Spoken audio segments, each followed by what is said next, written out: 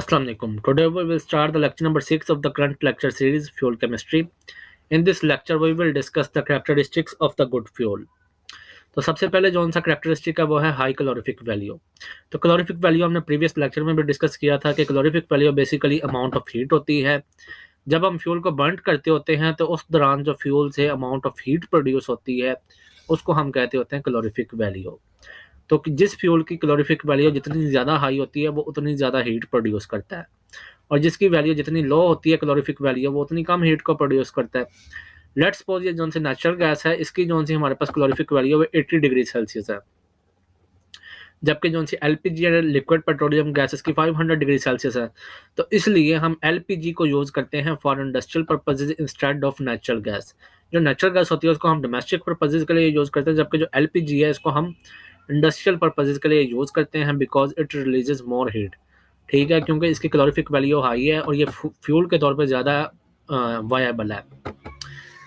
जो second characteristic है good fuel का वो है मॉडरेट इग्निशन टेम्परेचर।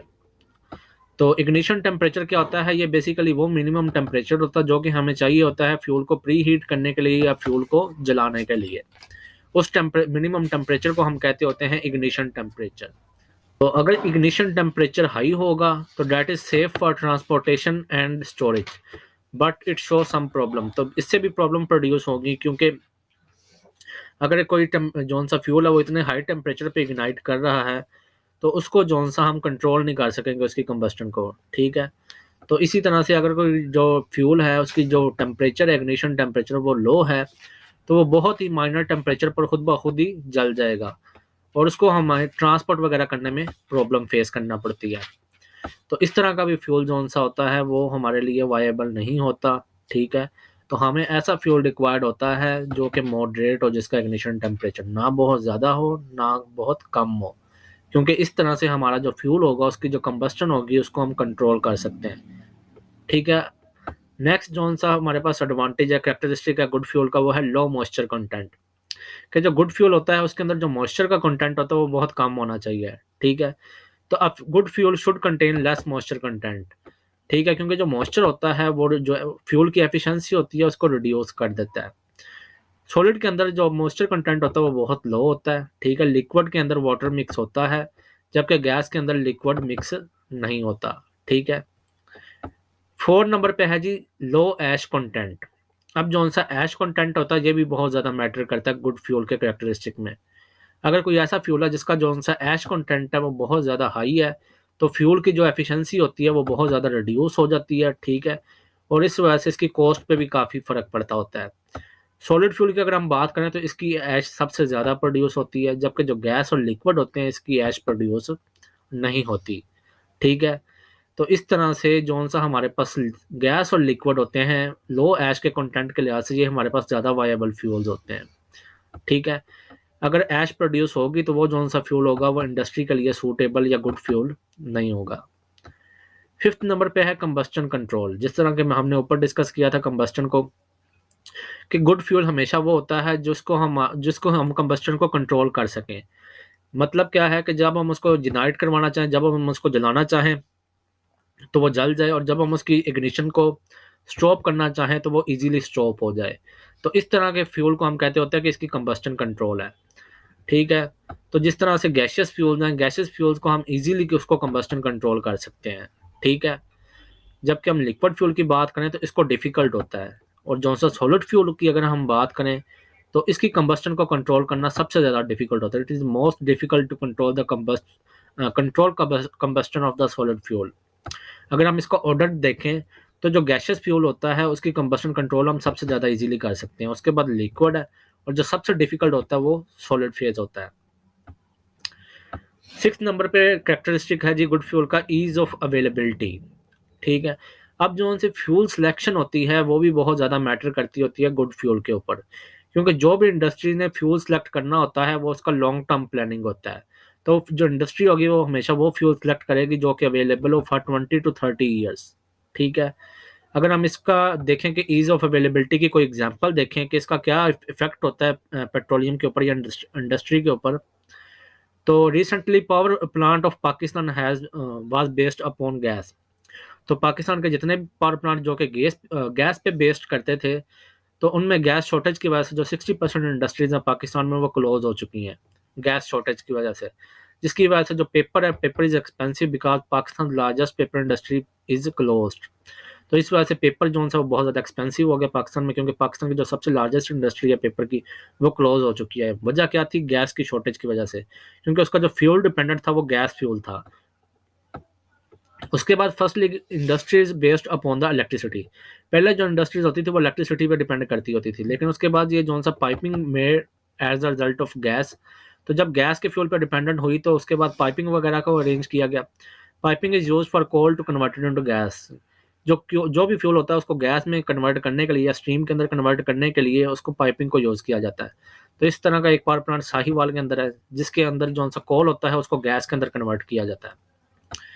7वें नंबर पे जो कैरेक्टरिस्टिक है वो है हार्मलेस कंबस्टन प्रोडक्ट्स।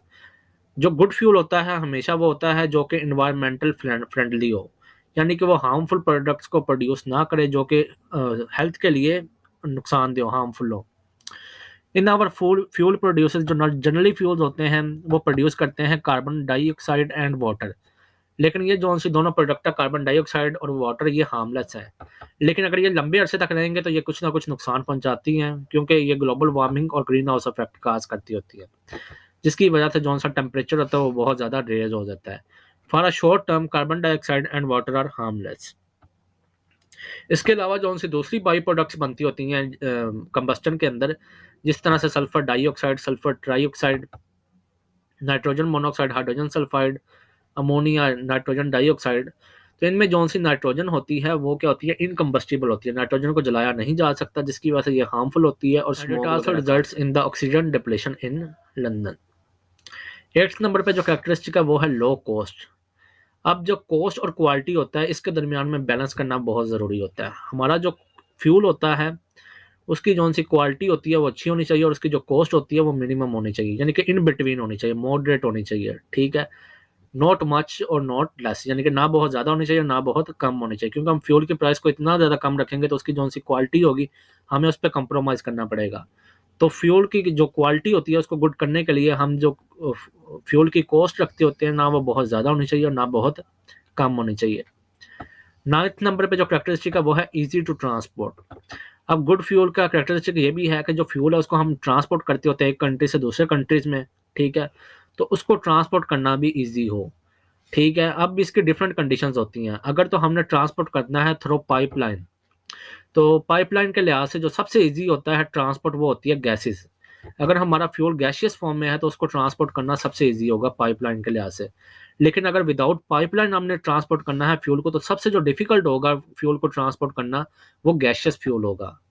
इसी तरह से अगर हम सॉलिड की बात करें, अगर हमने जो हमारा जो फ्यूल है उसको हमने पाइपलाइन के थ्रू करना है तो सॉलिड को डिफिकल्ट होगा पाइपलाइन के जरिए। जबकि जो सा अगर हमने वैसे ट्रांसपोर्ट करना है तो जो सॉलिड फ्यूल होगा उसको सबसे इजीली हम ट्रांसपोर्ट कर सकते हैं without pipeline. So without pipeline more easy transport is solid fuel, ठीक है। आगे इजीनेस की बात करते हैं। तो इजीनेस में हम दो ऑर्डर्स बनाते हैं, एक विद पाइपलाइन और एक विदाउट पाइपलाइन। तो पहले विद पाइपलाइन देखते हैं। तो मैंने जैसा कि बोला कि पाइपलाइन के साथ सबसे जो इजी फ्यूल को होता है जो हमारे लिए इजी होता है ट्रांसपोर्ट करना वो गैस होता है, उसके बाद लिक्विड, और जो सबसे डिफिकल्ट होता है वो सॉलिड होता है। और अगर हम विदाउट पाइपलाइन की बात करेंगे तो जो सबसे इजी होता है ट्रांसपोर्ट करना वो सॉलिड होता है, और उसके बाद लिक्विड, और जो सबसे डिफिकल्ट होता है वो गैस होता है। लिक्विड और गैस में डिफिकल्टी इसलिए होती है क्योंकि इसको ट्रांसपोर्ट करने के लिए हमें इसकी प्रॉपर पैकेजिंग वगैरह करनी पड़ेगी, ठीक है। जबकि जो सॉलिड होता है इसको हम एक कॉर्नर में भी रख देंगे तो वो इजीली हम ट्रांसपोर्ट कर सकेंगे। आगे हम देखते हैं नेक्स्ट है लो स्टोरेज कॉस्ट। अब जो सा फ्यूल होता है इसको हमने जब स्टोर करना होता है तो उसके लिए हमारे पास जो कॉस्ट है वो कम आनी चाहिए, ठीक है। तो इस लिहाज से जो सॉलिड फ्यूल होता है वो ज़्यादा होता है viable, because solid fuel needs no cost to store. अब जो सॉलिड फ्यूल होता है इसको स्टोर करने के लिए कोई कॉस्ट की ज़रूरत नहीं होती, ठीक है। हम इसको किसी भी रूम के कॉर्नर में रख सकते हैं, तो इसके लिए हमारे पास कोई भी जो कॉस्ट है वो नहीं लगती होती। जबकि जो लिक्विड और गैस है उसके पास उसके लिए हमें मैक्सिमम स्टोरेज कॉस्ट अप्लाई करनी पड़ती है। जो सा सॉलिड फ्यूल है उसके लिए कोई स्पेसिफिक पैकेजिंग की ज़रूरत नहीं होती, हमें जस्ट पॉलीथीन बैग्स। अगर हम कॉस्ट के लिहाज से देखेंगे तो जो सबसे ज़्यादा कॉस्ट पड़ती होती है वो गैसियस फ्यूल में पड़ती होती है और उससे कम लिक्विड में। और जो सा सॉलिड फ्यूल होता है इसको इस पे जो से स्टोरेज कॉस्ट होती है वो सबसे कम पड़ती होती है। उसके बाद हम बात करते हैं जो 11th है कैरेक्टरिस्टिक गुड फ्यूल का, वो है यूनिफॉर्म साइज। जो यूनिफॉर्म साइज होता है इसको हम स्टडी करते होते हैं एट मॉलिक्यूलर लेवल, ठीक है। In case of liquid and gas size is uniform eight molecular level, ठीक है।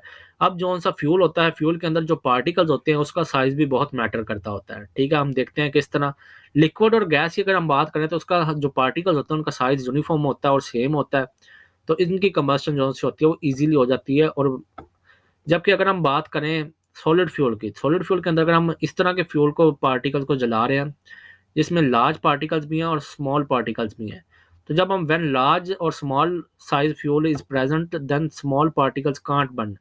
तो जब हम लार्ज और स्मॉल साइज पार्टिकल्स को बर्न करेंगे तो जो छोटे पार्टिकल्स होंगे वो बर्न नहीं हो सकेंगे, क्योंकि जो लार्ज सॉलिड पार्टिकल्स होंगे वो ऑक्सीजन को ब्लॉक कर देंगे स्मॉल पार्टिकल्स के लिए। तो इस तरह से पूरी तरह जो फ्यूल होगा वो इसकी कंबस्टन नहीं हो सकेगी। तो इसलिए जोन से होते हैं, अगर हम इसकी बात करें यूनिफॉर्म साइज की, तो जो लिक्विड और गैसियस फ्यूल होते हैं दे आर वायबल। और जो 12th कैरेक्टरिस्टिक है smokeless, no smoke production, this is the last characteristic of good fuel. तो जो लिक्विड और गैसेस फ्यूल्स होते हैं दे आर स्मोकलेस, इनसे स्मोक धुआं वगैरह प्रोड्यूस नहीं होता, ठीक है। अगर हम हिस्ट्री की बात करें, लेकिन अगर हम मिक्सिंग करेंगे लिक्विड लिक्विड की या गैसियस फ्यूल्स की तो तब स्मोक प्रोड्यूस होता है, ठीक है। अगर हम इसकी एग्जांपल देखें, हिस्ट्री के अंदर जो पेट्रोलियम था वो बहुत ज़्यादा एक्सपेंसिव था, जबकि जो डीजल था वो चीप था, उसकी कॉस्ट इतनी ज़्यादा नहीं थी।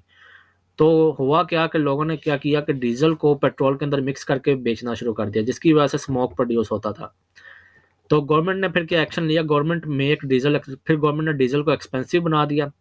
Good fuels needs to be produce less smoke, good fuels हमेशा वो होता है जो लेस स्मोक को प्रोड्यूस करे, ठीक है।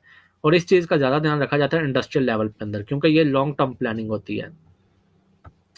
उसके अलावा if diesel engine adds into petrol, अगर हम डीजल इंजन के अंदर पेट्रोल को ऐड करेंगे तो वो नॉकिंग प्रोड्यूस होगी, ठीक। तो ये जितनी भी इम्प्लीमेंटेशंस होती हैं ये टेक प्लेस होती हैं इंडस्ट्रियल लेवल पे, ठीक है, डोमेस्टिक लेवल पे नहीं, क्योंकि इंडस्ट्रियल लेवल पे लॉन्ग टर्म प्लानिंग होती है जो कि काफ़ी सालों के लिए हमें चाहिए होती है फ्यूल की रिक्वायरमेंट। तो जब जो भी इंडस्ट्री होती है जब उसने अपना फ्यूल डिपेंडेंट होना होता है, किसी भी फ्यूल पे इंहिसार करना होता है, तो उन्हें इन सारी कैरेक्टरिस्टिक को देखना पड़ता है, ठीक है, because of long term planning, ठीक है। तो जो इंडस्ट्रीज होती हैं वो हमेशा वही फ्यूल को सिलेक्ट करती हैं जो ना ज़्यादा गुड फ्यूल के characteristics. This is today's lecture. अगर आपका कोई क्वेश्चन है तो आप कमेंट सेक्शन में पूछ। थैंक यू, अल्लाह हाफिज़।